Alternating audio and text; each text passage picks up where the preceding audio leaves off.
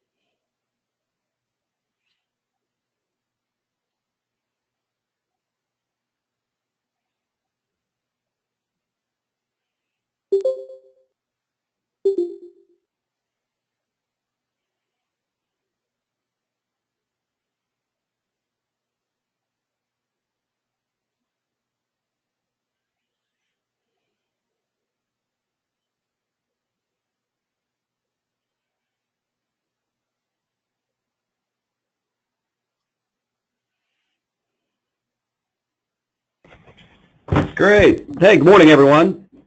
It's Greg Truitt. I'm from eMeditrack, and we really appreciate you coming on, and we hope that the part of our education series is valuable. So what you are on is one of our healthcare facility education series, and there's two companies that are represented. eMeditrack, that's where I'm from Kansas City. A number of you may have received notification about this from one of our folks at eMeditrack, Taylor Haviland, had sent out some invitations.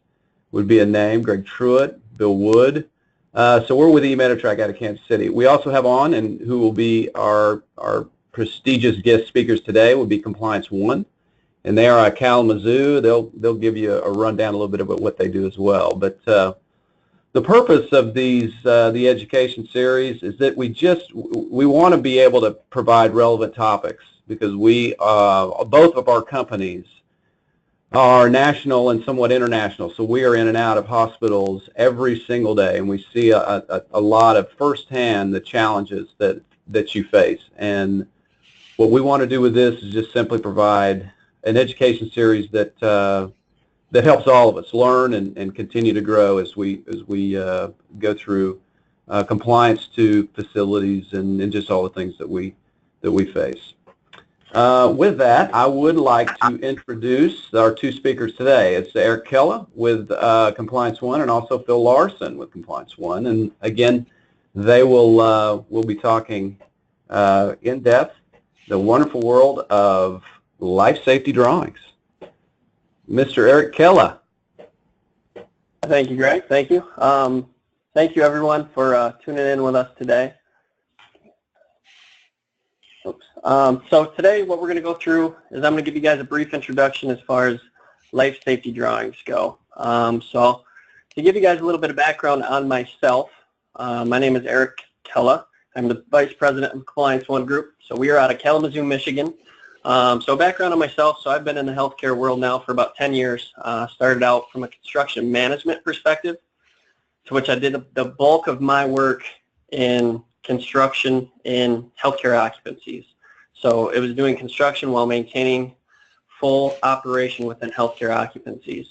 So I got very familiar with the PICRA, ICRA, ILSM measures that have to be in place while doing construction within a healthcare setting, and also got very well versed in rated barriers, which is the bulk of what we're going to be discussing today.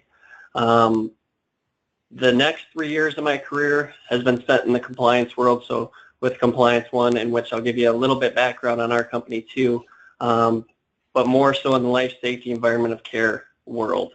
So I'll let Phil kind of give his brief introduction of his background as well before we get going. Good morning, everybody. Little background on myself. Up until last spring, I was a life safety code surveyor with the Joint Commission. I was in the first class of life safety code surveyors and surveyed under all the different programs that the Joint Commission has. I did critical access hospitals as well as the hospital program. I did DOD worldwide and also the Veterans Administration programs. Prior to and while I was first with the Joint Commission, I was the Director of Facilities Engineering for 20 plus years at a regional hospital located in southern Wisconsin. And then prior to that, I had a couple years with the Mount Sinai Medical Center in Cleveland. And then 9 years prior to that, I had with the Veterans Administration medical centers in multiple locations throughout the United States. So with that, thank you for joining us this morning, and I'll let Eric get started here. Thanks, Phil. So what we're going to do today, I'm going to give you guys about 20 to 25 minutes of information regarding life safety drawings. We're going to hold questions to the very end, just out of respect, so we don't get off on tangents as we go along here. So to give a little background on Compliance One real quick, just to give you guys some knowledge of us and to give you some proof that we know what we're talking about here. We are a company that's based out of Kalamazoo, Michigan. We focus mainly on the life safety environment of care world as far as it comes to healthcare settings.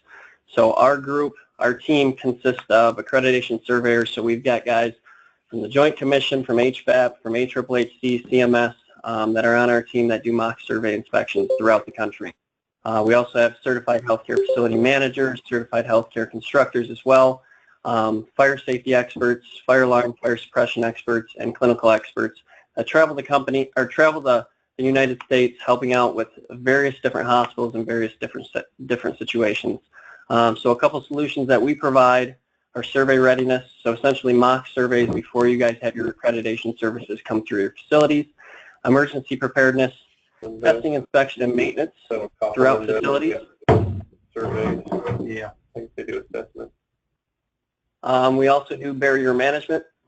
So all of your barrier walls, your doors, your dampers, any inspections that you have to do on those, as well as maintenance of your fire barriers. We also have a group that does safety and security and training for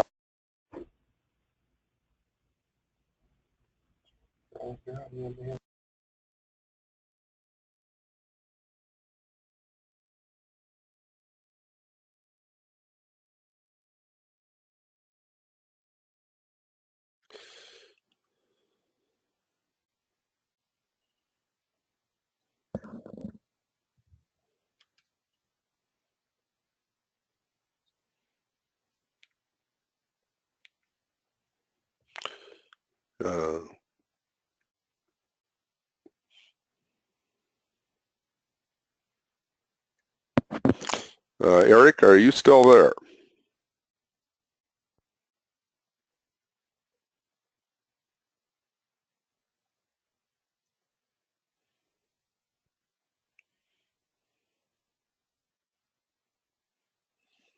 Yeah, hey Phil, can you hear me? I can. Okay, we'll get Eric on. Looks like he dropped and he doesn't know it. Sorry guys, we'll be right back with you in 1 second.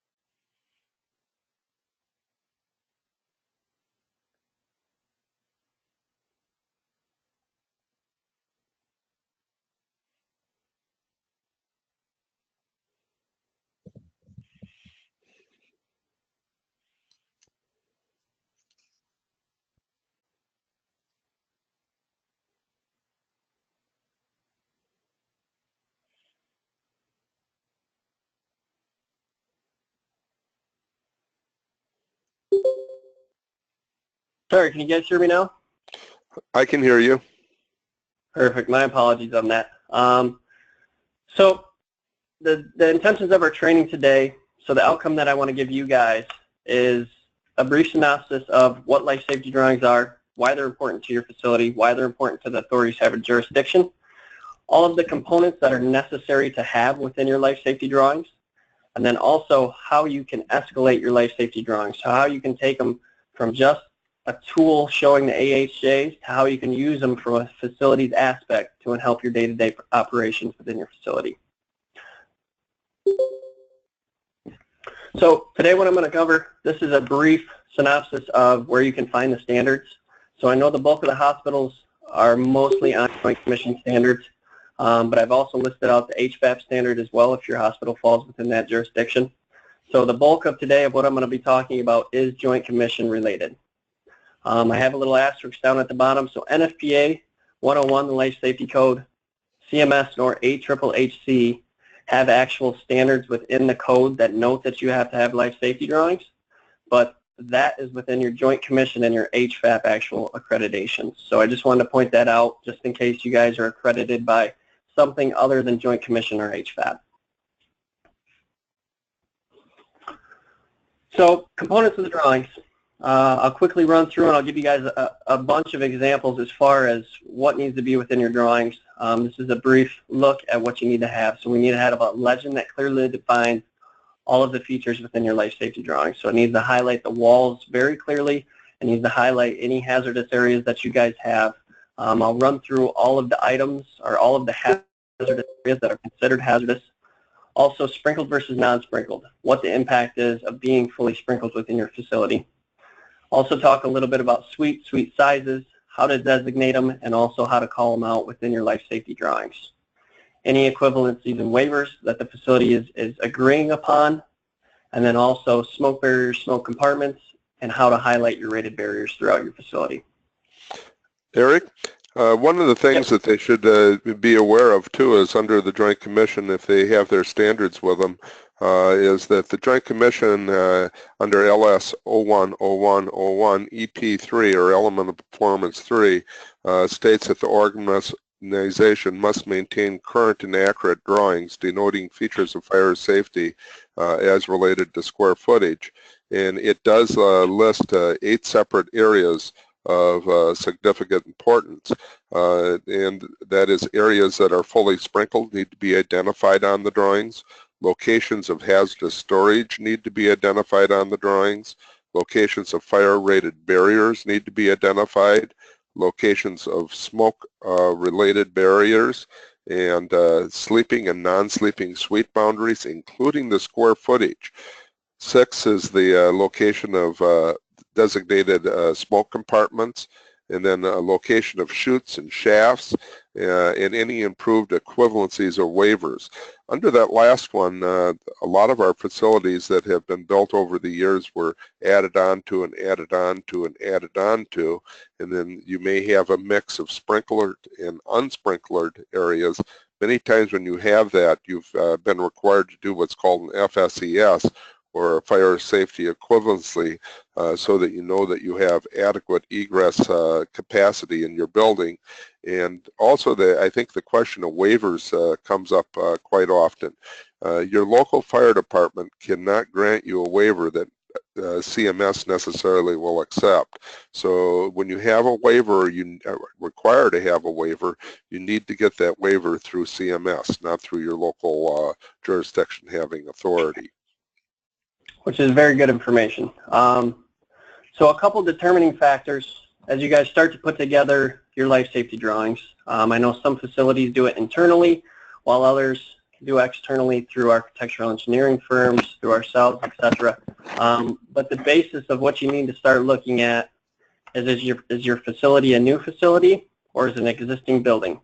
So plans that are stamped prior to August 31st of 2011 are existing occupancies. Thereafter are considered new occupancies. The other tangible item you need to take a look at, as Phil discussed, is are you fully sprinkled? Is every single portion of your facility fully sprinkled or are you partially? Because that'll dictate the rating of your walls and also dictate what you need to show as far as sprinkler coverage. So we'll jump into kind of getting a couple examples for you guys. So first and foremost, this is a legend that'll be on the front of all your guys' life safety drawings, on every single drawing, which clearly identifies all of the features of life safety that you have to have within your facility.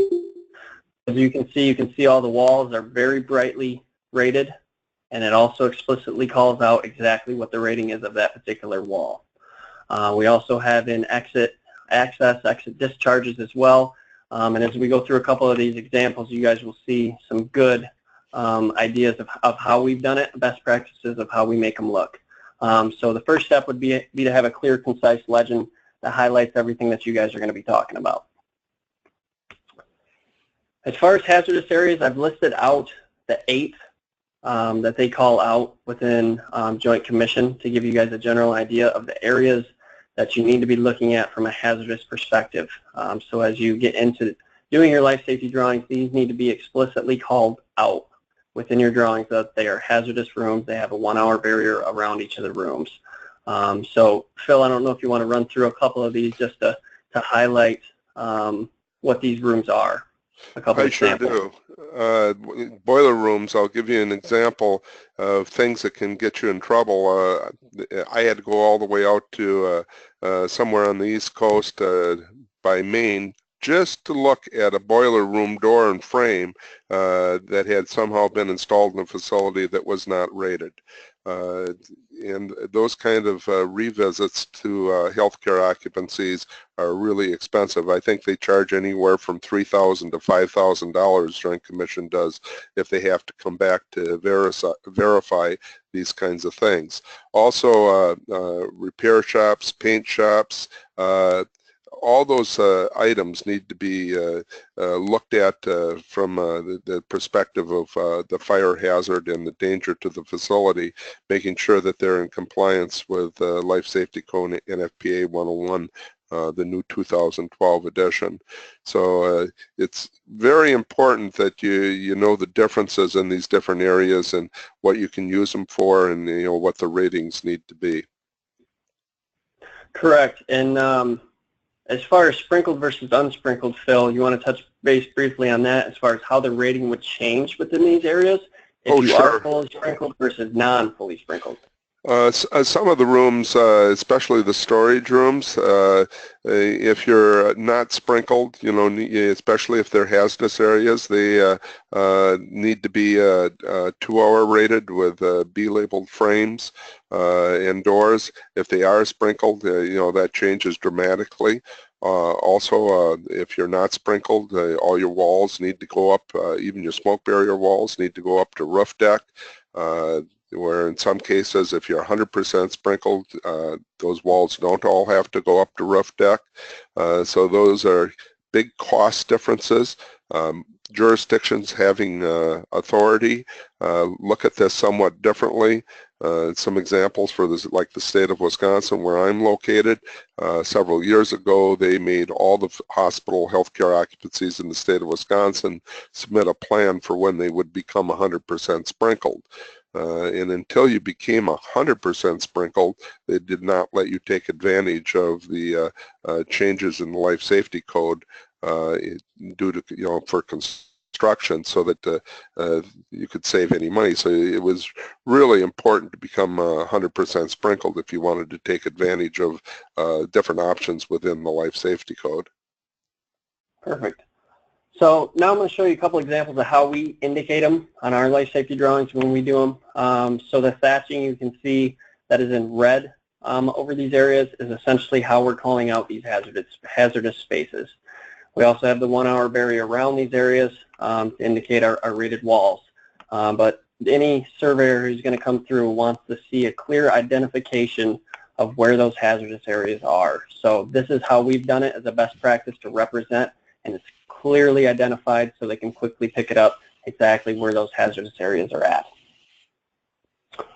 As far as sprinkled versus non-sprinkled, if you are a fully sprinkled facility, just indicate it right on the front end of your drawing. So your very first sheet that you guys have as an intro sheet, just put it right on the front. We are a fully sprinkled facility. Now, if you are not fully sprinkled, if you're partially sprinkled, as Phil said, if you've added on over the years and one building is versus the other isn't, you need to clearly identify that. So how we do that is we typically have a separate sheet that highlights specifically, so you can see on this drawing right here, the orange means fully sprinkled, and the non-highlighted indicates that there is not sprinkler coverage within those areas. So they like them fully called out there so they can see them firsthand.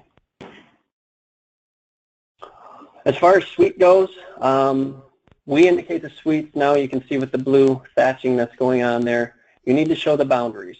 So essentially they want to know where it starts, where it stops, how you come into the particular suite, where it stops, and then also they want to know a size.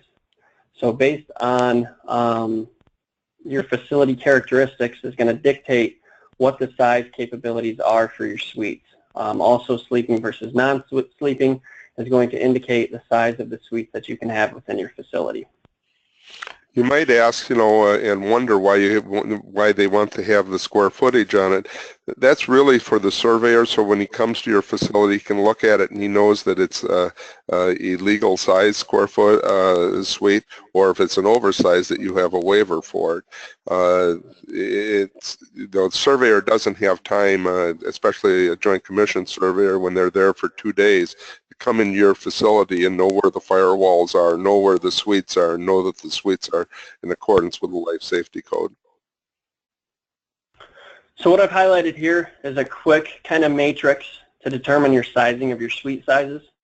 So if you are existing healthcare occupancy, all sprinkled, you have a maximum patient sleeping area size of 5,000 square feet, etc. So this is a quick little snapshot that we've done just so you can take a quick view of, based on your facility characteristics, and if is it sleeping or non-sleeping, you can essentially see at a quick snapshot how large those spaces are actually able to be. Now, as far as equivalencies and waivers goes, I know Phil spoke to them a little bit here. As far as where you call those out at in your life safety drawings, you're going to want to do it right at the forefront of your drawings. So as the surveyor is starting to flip through them, they have a good understanding as far as the waivers that you guys are accepting. So as he flips through the drawings, he's not asking a bunch of questions based on those accepted waivers or equivalencies. So I would throw that information right at the front, right where you have all your building information on your drawings.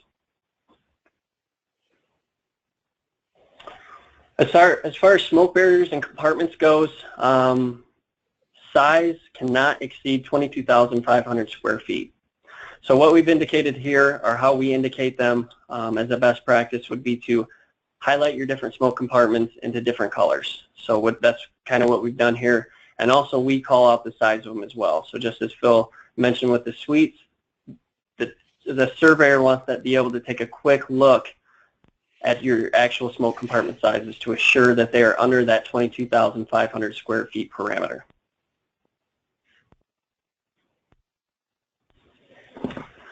Now, rated barriers, this is just a quick snapshot of a facility that we work with. You can see that the colors are very bright. We have the hour ratings of the walls physically on the drawings as well, right next to the particular wall line. Very easy to see as they quickly flip through these. They're able to identify which are your 1 hours, which are your 2 hours, which are your smoke separation walls, etc. So the brighter the better, that is how we found it, just for ease of them looking up to assure that the walls are properly rated. The Joint Commissions, when they come to your hospital to do the survey, when they're doing the building tour part, these drawings become a really valuable tool to them, because it shows them real easily and graphically where they're going to spend the most amount of their time. They're going to look at these 2-hour walls first. They're going to look at your smoke barrier walls, and they're going to follow those all the way around as much as possible. And because most of these individuals have got a lot of experience in healthcare, they kind of know where the obstacles are buried, so to speak. So they have an idea where cables have been ran, et cetera, et cetera. So those are the areas where they're going to spend the most amount of their time to make sure that you've got good barrier protection in place in your buildings.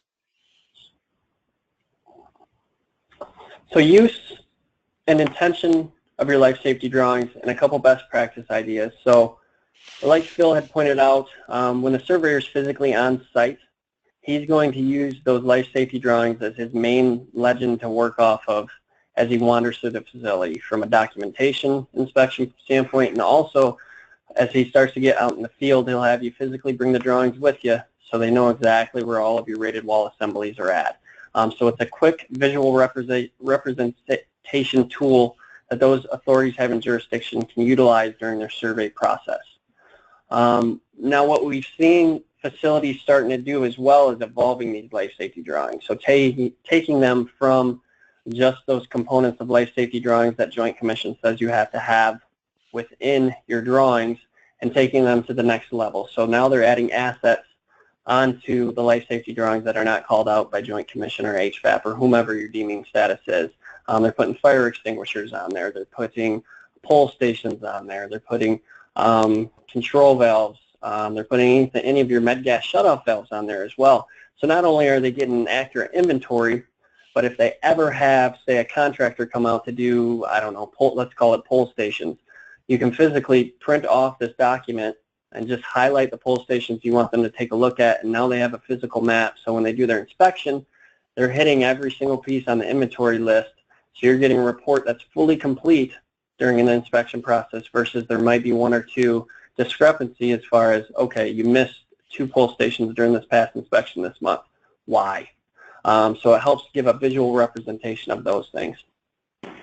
There's also other things that you can put on there as far as exits, travel distances. I know HVAP has slightly different parameters of components to where they'd like to see the exits, and also travel distances between smoke compartments and to the nearest exit. It also helps out significantly from a barrier management program standpoint. So this gives clear identification of all your doors, all your dampers, all your rated wall information is right there for any type of inspection documentation that you're going to have to go through with any vendors that you guys are going to have on site. It also gives a visual representation for above ceiling permitting, and it's a huge tool when you look from a contractor and staff accountability aspect. So if you have a contractor coming in to do, I don't know, cable pulls because they're putting in new, let's say they're doing new LED lights in your facility, if they have a good representation as far as where those critical barriers are at, they now know exactly where they have to do fire caulking once they penetrate the wall. So it gives them an accountability once they have that information versus them saying, hey, I had no idea I was entering into a rated wall assembly. This kind of takes that excuse away from them and puts it back in their lap as far as, hey, you know exactly where the walls are at. If you're going to penetrate one of these walls, you need to make sure that you're filling your penetrations. And then if you guys do any additions as far as your construction process, it's a very helpful tool to have a good understanding as far as, are you penetrating any walls that have a rated barrier within them? If so, what do we need to do for ILSM? What are the internal life safety measures we need to do because we have now infracted upon that particular wall, so we need to set things in place in order to maintain that fire rating.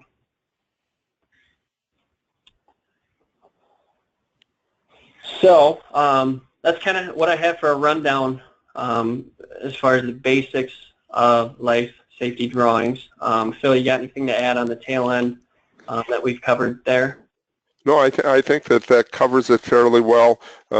Just be advised that when the Life Safety Code surveyor from Joint Commission, at least, when they come to your facility, the first probably half of the day they're going to spend looking at these drawings and your documentation, and then they're going to go out and start probably at the top of the building is where they're supposed to start anyway, on the top floor of the roof.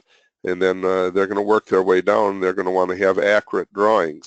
And I think that another point to pay attention to is by accurate, if they start going through the drawings that you have and they see that, yeah, you have life safety code drawings, but they're not accurate, that's another area where then they will score under LS 01, 01, 01, EP3.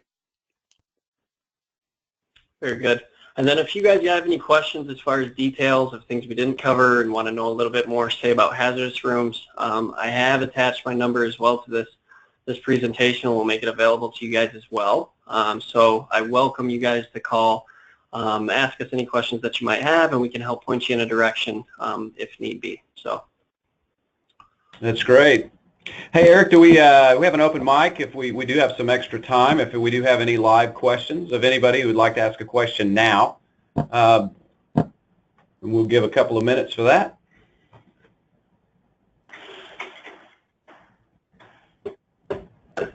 I think we turned everybody on, so if anybody's got a question, feel free to shoot it out there.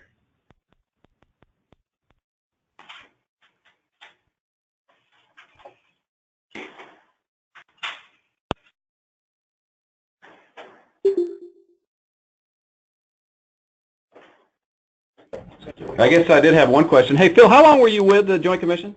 I was in the first class of Life Safety Code Specialists, and I retired from Joint Commission this past last year, I guess about in May, and God, Eric gave me a call, and a month later I went to work with Compliance One. But yeah, about 10.5 years with the Joint Commission. That's great. That's great. What a resource. That's awesome. That's awesome. Well, what we might do is, if we do have any questions, we as Eric has mentioned, what we will be doing, the group at eMeditrack, we'll be reaching out to everyone to survey, how this went and how applicable it was, and answering questions you have. We can connect you with Compliance One, with Eric or Phil, to personally talk about your specific facility. They'd love to do that.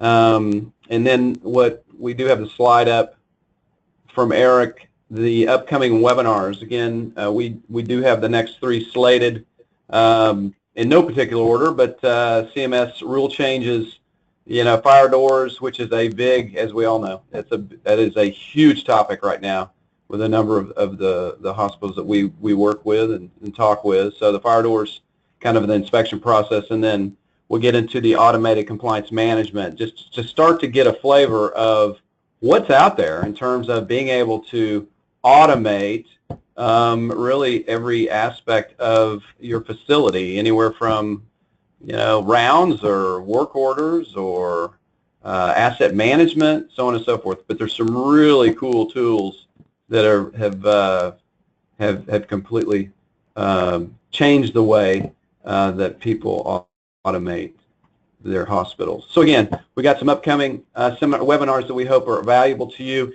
in our surveys, or please recommend if you have any hot topics that you'd like to hear about.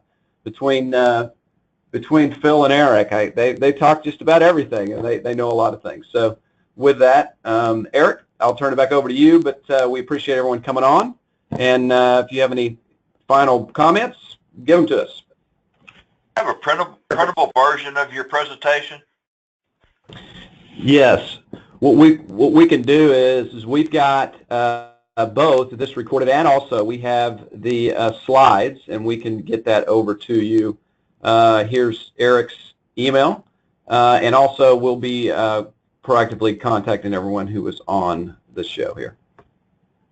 And then just a quick thing about fire doors. If you guys haven't done them yet, July 5th is the deadline to which CMS, Joint Commission, all wanted to have your fire doors done by. It came out, I believe, last year, so you've had a full year to get those on the books as far as getting those fire doors inspected. So just an FYI, if you haven't approached that yet, you're going to want to start thinking about it very, very soon. So again, thank you guys for taking the time out of your days to listen to us run through this. And if you have any questions, up at the top right corner, there's my email, my phone number. Feel free to give me a shout on either one, and I'd be happy to help out. So, perfect. Thank you guys. Very good.